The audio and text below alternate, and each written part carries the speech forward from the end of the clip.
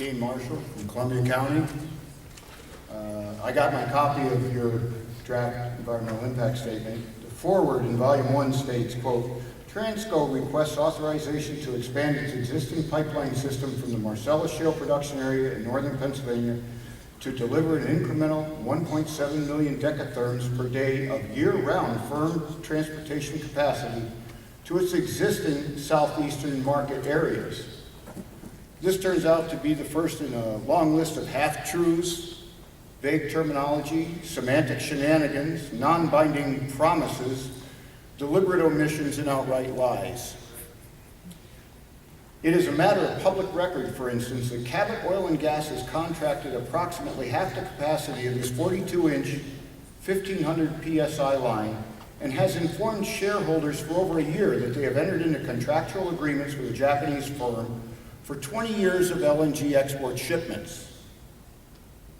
The additional well pads, water withdrawals, gathering lines, compressor stations, and related equipment that will be needed to continue to feed the export facilities in Sabine Pass, Louisiana, and Cove Point, Maryland, will certainly have enormous, lasting environmental impacts throughout our region and global impacts from additional air and water pollution and methane greenhouse gas venting to the atmosphere in exponentially increasing amounts.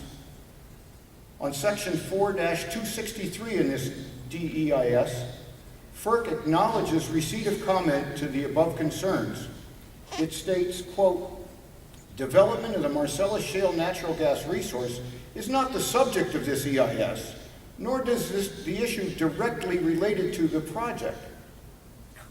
This begs the question, how is the major aim of this pipeline to deliver the majority of the gas for export not going to be directly related to the resurgence of drilling and processing gas to perpetually supply the foreign markets that the shippers have made the deals with? We also wish to know how a commodity extracted from our countryside and shipped through this greenfield line is going to be of public benefit for anything but a few temporary local jobs and easement monies paid to a small percentage of landowners who will lose up to half of their property value. I personally am curious as to the definitions FERC ascribes to the broken record repetitions of conclusions such as, quote, most of the impacts would be reduced to less than significant levels, end quote, or, quote, Transco's proposed mitigation, end quote, or, quote, impact avoidance, end quote. Can you ensure us that when the final EIS is released, it will have definitive explanations for the following terms? Temporary effects. How long is that? Significant. How much is significant adverse effects? Minimized. Just how small qualifies as minimal? Adequately mitigated? Who determines when a, quote, mitigation is adequate? And finally, how can FERC conclude that clear-cutting and segmenting our forests, trenching, blasting, and drilling through mountains, farms, wetlands, neighborhoods, and building a huge LNG export vessel through our state will have, quote, less than significant environmental impact?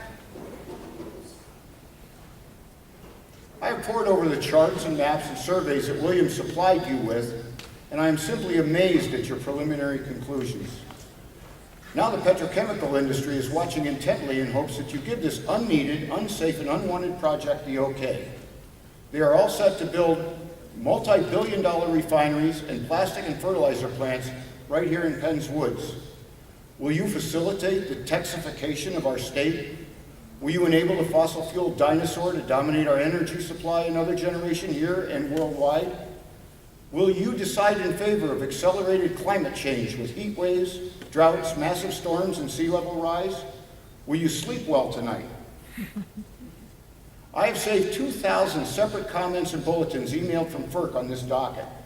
I would estimate that nearly 2/3 of them are from residents opposed to the project. So some merely do not want it built in their neighborhoods. Others do not believe it is needed and think the investment should be in inspecting, repairing, and replacing aging lines that actually are depended on for delivery to our county residents and businesses where we work. Just get to your conclusion. Final sentence. The recent list of leaks, ruptures, fires, explosions, and evacuations Injuries and property damage will only get longer if Williams and other big gas companies concentrate on exporting to raise profits. Meanwhile, with FERC and DEP blessings, we are in constant peril from the next failure, threat of eminent domain legal actions, and spoiled quality of living in the endless mountains most of us chose for their tranquility, natural beauty, and wildlife. This project is the means to the end of exactly what must be saved. And for the workers here, and I see a bunch of them have left, I'm a welder for the last 44 years. I've been an instructor, I've been an inspector, I trained welders. I've never yet seen one that could consistently, for the life of his career, not have a failed weld. They might like the pipeline in their own backyard, let them have it. In Columbia County, we say no. Thank you for your time.